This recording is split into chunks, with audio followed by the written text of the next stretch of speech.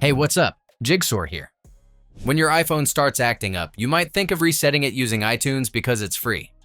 However, iTunes doesn't always work as expected, so you may still end up with a device that isn't functioning properly.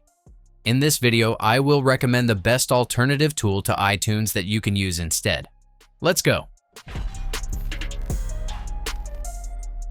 I'm sure you found plenty of options when searching for alternatives to iTunes. Trust me, I explored them all too before ultimately deciding on the best one. This tool provides a convenient way to reset your device.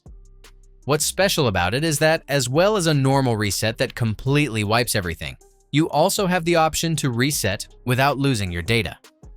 Want to give it a try? You can use my link below to download the tool and enjoy the full software experience on your first use for free, once you have installed the software and confirmed that it is running successfully. Connect your device to your computer using an original or MFI certified cable. From the software dashboard, head over to the one-click reset menu and choose between the two reset options the software offers. Just to be clear, choosing factory reset will erase all the data on your device and return it to its factory settings, which helps resolve issues such as forgotten passwords or software crashes.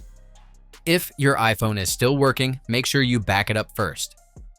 Meanwhile, one-click reset will simply help you return your device to factory defaults, fixing minor iOS issues like network problems or notification issues without losing any data.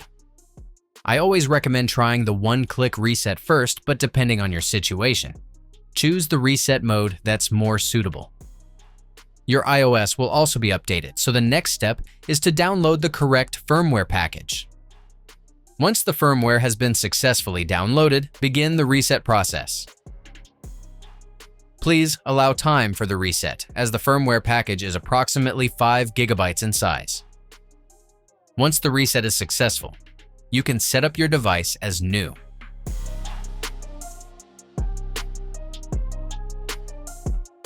That's it.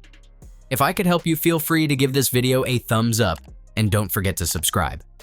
If you have any questions about the video or want me to create a tutorial about another topic, leave a comment below. See you next time. Bye.